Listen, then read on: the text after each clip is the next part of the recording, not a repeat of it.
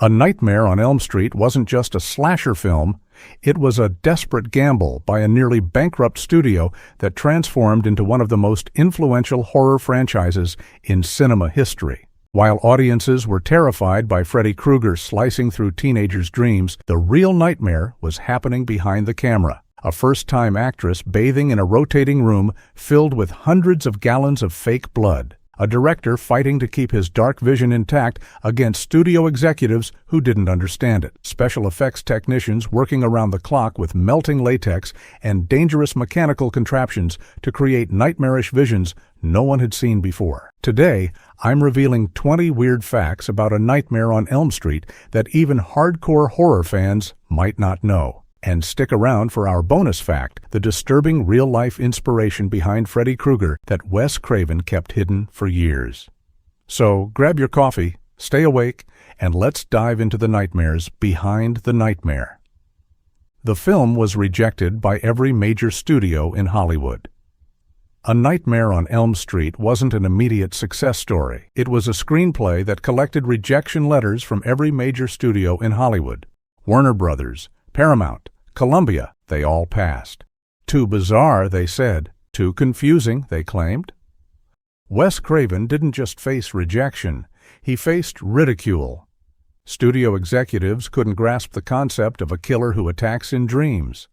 How will audiences know what's real and what's a dream, they asked, missing the entire point of the psychological horror Craven was crafting. It wasn't until small independent studio New Line Cinema CEO Robert Shea mortgaged his house and scraped together around $1.8 million to finance the film. A desperate move for a company on the verge of bankruptcy. The gamble paid off spectacularly. The film grossed over $25 million domestically, single-handedly saving New Line Cinema from financial ruin and earning them the nickname, the house that Freddy built. Freddy Krueger's iconic look came from Craven's childhood trauma. Freddy's burned face and signature striped sweater weren't random design choices.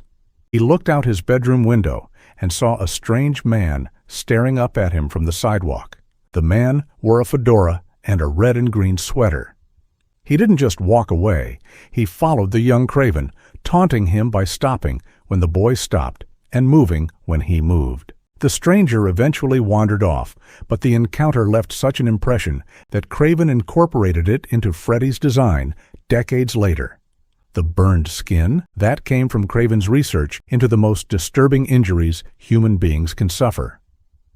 Burns victims are still human, Craven once explained, but they're so visually altered that they trigger an instinctive revulsion in others. It's a terrible combination. Recognizable as human, but disturbingly different. The character's name has equally dark origins. Heather Langenkamp won the role of Nancy by not screaming. The casting of Nancy Thompson wasn't a typical horror film casting call. It wasn't about finding the actress who could scream the loudest or look the most terrified. It was about finding someone who could portray intelligence and resilience. When Heather Langenkamp auditioned, she faced a crucial moment that separated her from hundreds of other actresses. Instead, she portrayed Nancy as determined and resourceful, a fighter, not a victim. "I didn't want to be another screaming girl in a horror movie," Langenkamp later revealed. "I wanted Nancy to be someone who faces her fears, who strategizes, who fights back." Wes Craven was impressed by this unexpected interpretation. He didn't want a traditional scream queen. He wanted someone who could embody the strength and resourcefulness that made Nancy different from other horror protagonists. In a genre filled with helpless victims, Nancy Thompson became one of horror's first true final girls who actively fought back against her tormentor. Johnny Depp's audition was an accident. Johnny Depp wasn't supposed to be in A Nightmare on Elm Street. He wasn't even supposed to audition. The future Hollywood star simply accompanied his friend Jackie Earle Haley, who, in a twist of fate, would play Freddy in the 2010 remake, to the audition. Depp had no acting experience and no interest in becoming an actor. She saw something in the 21-year-old's brooding looks and suggested her father consider him for the role of Glenn Lance. Craven was initially skeptical about casting someone with zero acting experience, but he invited Depp to read for the part anyway. Despite his complete lack of training, Depp's natural presence in front of the camera impressed Craven. The director later commented, "There was a quality about Johnny that I thought was real and honest." The accidental audition launched one of Hollywood's most successful careers, while ironically, Haley didn't get a part in the original film. The rotating room scene was a brutal physical ordeal. The iconic scene where Tina, Amanda Weiss, is dragged up the walls and across the ceiling by an invisible Freddy wasn't CGI trickery. It was an elaborate practical effect that required building an entire rotating room. The room was essentially a giant cylindrical container that could be rotated 360 degrees, while a fixed camera made it appear as though gravity itself was shifting. While this effect had been used before in films like 2001, A Space Odyssey, and Royal Wedding, New Line Cinema fought to remove the film's twist ending. The ambiguous ending of A Nightmare on Elm Street, where Nancy seemingly defeats Freddy, but then is trapped in a dreamlike state as her mother is pulled through a door window by Freddy, wasn't just controversial with audiences. It nearly didn't make it into the film at all. New Line Cinema executives, after seeing early cuts, panicked. They insisted the film needed a happy ending where good triumphed over evil. Audiences will hate it, they argued. They need closure. They need to know Nancy won. Wes Craven stood his ground. It wasn't about giving audiences what they expected. It was about leaving them unsettled. He wanted viewers to walk out of theaters questioning reality itself. And can you ever truly escape your nightmares? The conflict between Craven and New Line became so heated, Robert Shea, founder of New Line, finally relented, but insisted on shooting an alternate, happy ending as insurance. The boiler room was a real dangerous location. The nightmare boiler room where Freddy lurks wasn't built on a sound stage. It was filmed in a real operational power plant in Los Angeles that was so dangerous that the production could only shoot there at night when the facility was running at minimum capacity. Temperature inside the boiler room regularly exceeded 100 degrees, causing makeup to melt off actors' faces and requiring frequent touch-ups. The cramped, rusted metal environment was filled with asbestos, toxic chemicals, and scalding hot pipes that caused several crew members to suffer minor burns during filming. "We were literally shooting in hell," Robert Englund, Freddy, later commented. "It wasn't acting to look uncomfortable down there. We were truly miserable." The conditions were so hazardous that modern safety regulations would never allow. The production didn't even have proper permits for some of the more dangerous areas they accessed. Freddy's glove was almost completely different. The razor-fingered glove isn't just Freddy's signature weapon. It's one of the most iconic props in horror history, but it almost looked completely different. Wes Craven's original concept wasn't a glove at all. He initially envisioned Freddy with knives protruding directly from his fingertips, more like a biological mutation than a weapon. Special effects artist Jim Doyle created several prototypes, including one with retractable blades and another with serrated edges, like steak knives. The practical challenges quickly became apparent. The finger knives required complicated mechanisms that malfunctioned constantly.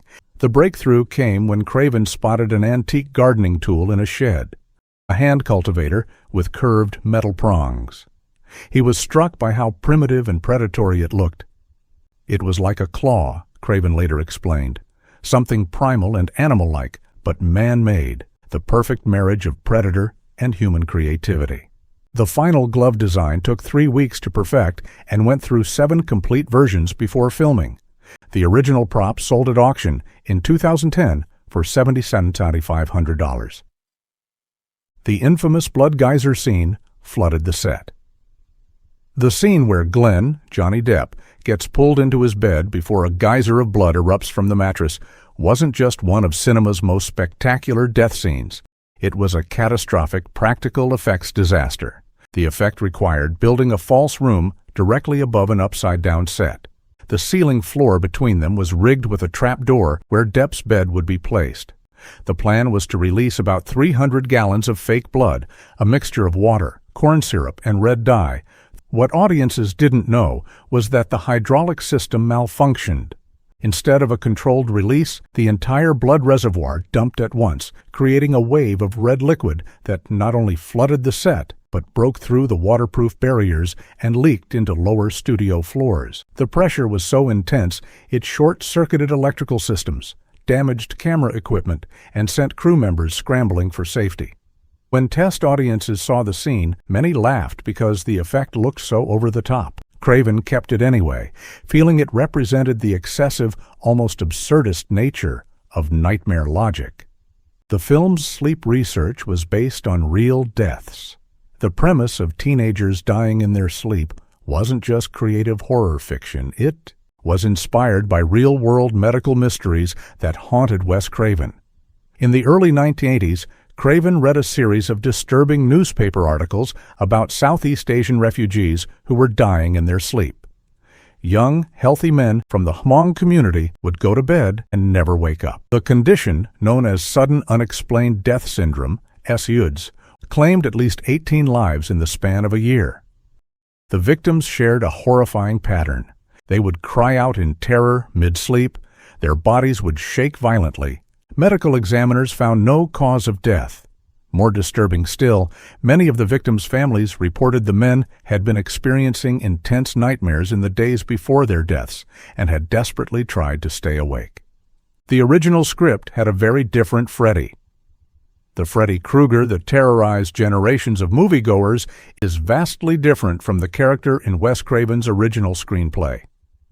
The initial concept for Freddy wasn't a wisecracking, darkly charismatic villain. He was a silent, almost elemental force of evil who never spoke a single line of dialogue. Think more Michael Myers than the quippy villain we came to know in later installments. Craven's original Freddy was also explicitly identified as a child molester, not just a child killer.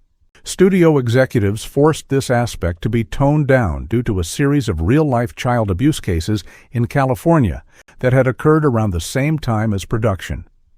Perhaps most surprising, the original script featured a much older Freddy, a man in his 60s or 70s, rather than middle-aged, to create a more disturbing predator-victim dynamic with the teenage character. It wasn't until Robert Englund began developing the character that Freddy evolved into the darkly humorous verbal tormentor, became a horror icon. The film's tight budget created its most memorable effects. Nightmare on Elm Street's most iconic visual effects, the result of big-budget wizardry. They were born from desperate financial constraints. Take the scene where Freddy pushes through the wall above Nancy's bed. The dreamlike effect wasn't achieved with expensive hydraulics. It was created by special effects artist Jim Doyle, standing behind a spandex sheet painted to look like wallpaper and physically pushing through it while wearing the Freddy glove. The famous stair scene where Nancy gets stuck in goo was similarly low-tech. The substance was nothing more than oatmeal mixed with gray paint. And the memorable moment where Nancy's phone tongue licks her? A simple condom stretched over a telephone receiver with a hole cut in it, operated by a crew member blowing through a tube off-camera. "We didn't have money for optical effects," special effects coordinator David Miller explained, "so everything had to be done in camera, practically, on the day." This necessity for practical ingenuity created a tactile, visceral quality to the film's nightmare sequences that CGI-heavy modern horror, a real-life tragedy, occurred during filming. The production of A Nightmare on Elm Street was haunted by a real-life nightmare that eerily paralleled the film's premise. During the second week of shooting, a crew member's 16-year-old son died in his sleep from an undiagnosed heart condition. The tragedy devastated the close-knit crew and nearly caused production to shut down. Some crew members, particularly those of religious backgrounds, became convinced the film was somehow cursed or attracting dark energies. Wes Craven considered abandoning the project altogether, deeply disturbed by the parallel to his screenplay. "It hit too close to home," he later admitted. "We were making this film about this terrible thing that could happen, and then it actually happened to someone connected to us." After a 3-day pause in filming and much soul-searching, production resumed. Craven dedicated the film to the teenager's memory, though this dedication was removed from the theatrical cut at the family's request, as they didn't want their son associated with a horror film. The chilling jump rope rhyme 1, 2, Freddy's coming for you, has become one of horror's most recognizable pieces of dialogue. It wasn't written by professional screenwriters or composers. During a location shoot in Los Angeles, local neighborhood children had gathered to watch the filming. Between takes, the kids were playing jump rope and making up rhymes. One of the sound technicians overheard them creating a creepy chant about the scary man with knives they had seen during filming. Wes Craven was immediately struck by the authenticity of children turning something frightening. He asked the children to teach the rhyme to the production team, and it was incorporated into the film almost verbatim. The children who created the rhyme were paid $25 each and given small, uncredited roles as background extras in the street scenes. None of them knew they had contributed what would become one of horror cinema's most enduring cultural touchstones. Wes Craven battled insomnia throughout production. While creating a film about the terrors of sleep, director Wes Craven was fighting his own battle with chronic insomnia. Throughout the production of A Nightmare on Elm Street, Craven rarely slept more than 3 hours a night. The pressure of making the film on a tight budget, combined with his tendency to obsessively plan each shot, created a perfect storm of sleep deprivation. "I was living the nightmare," Craven confessed years later. "There were times I'd been awake for 50, 60 hours straight, hallucinating on set. Some of the more surreal nightmare sequences came directly from what I was seeing in my sleep-deprived state." Crew members reported finding Craven asleep standing up between camera setups or jerking awake in his director's chair mid-conversation. That the production doctor prescribed sleeping pills, which Craven refused to take. The irony wasn't lost on the cast and crew. Their director was essentially becoming Nancy, fighting to stay awake while creating a film about the dangers of falling asleep. Craven later credited this experience with giving the film its dreamlike authenticity and disorienting quality. The film's score was composed in just 2 weeks. The haunting musical score of A Nightmare on Elm Street, as iconic as Freddy's glove or striped sweater, was composed and recorded in a frantic 2-week period by Charles Bernstein. Most established composers refused the job, citing the impossible time frame. Bernstein, then primarily a TV composer, agreed to take on the challenge despite never having scored a horror film. Working around the clock in his home studio with just a synthesizer and a 4-track recorder, Bernstein created the film's entire musical landscape without ever seeing a completed cut of the movie. He worked primarily from Craven's descriptions of scenes and a few rough footage clips.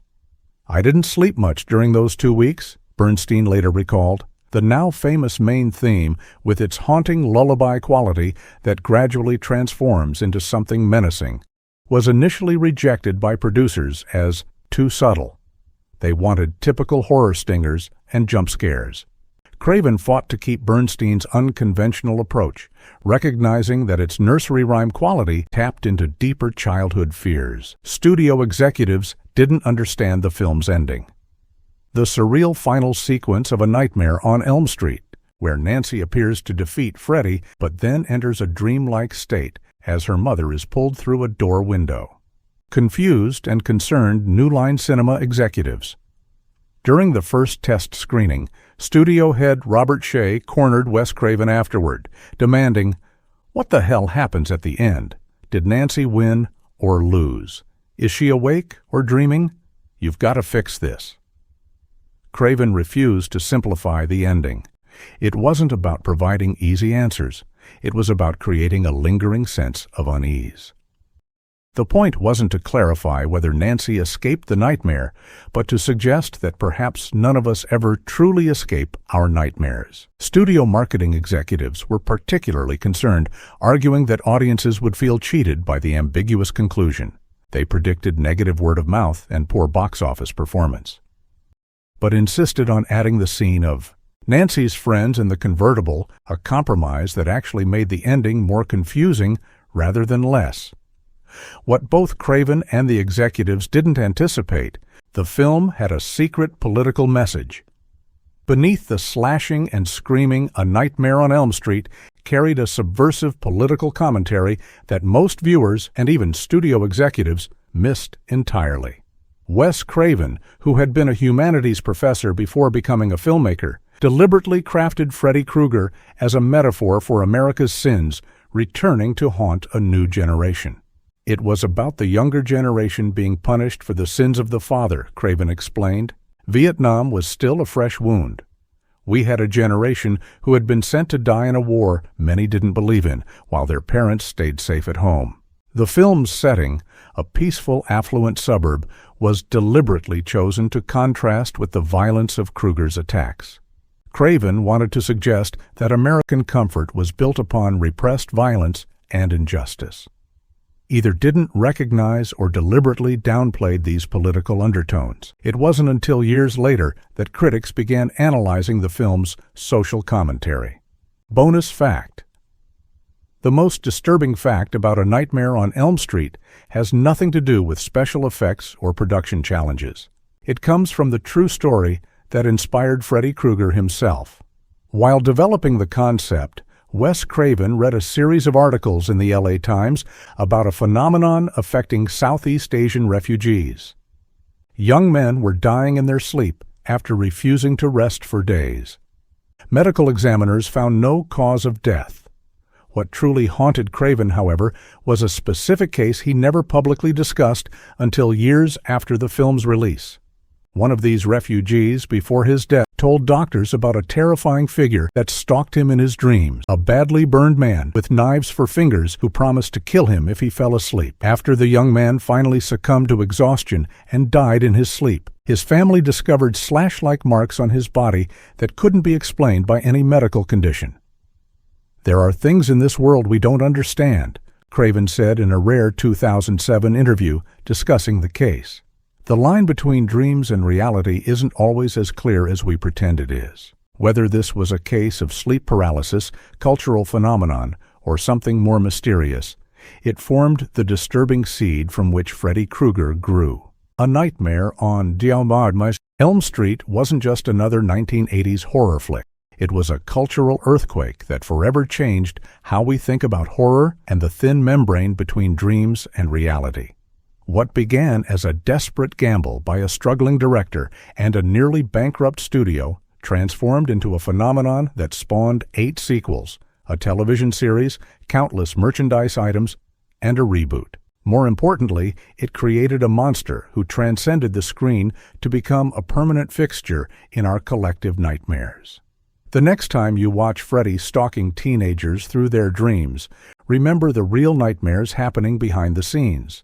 A crew working through night shoots on dangerous sets, actors risking their safety for authentic terror, and a director channeling his own sleep-deprived hallucinations. If you've enjoyed these revelations from the nightmare behind the nightmare, make sure to like this video, subscribe to our channel, and comment below with which horror classic you'd like us to explore next. Sweet dreams.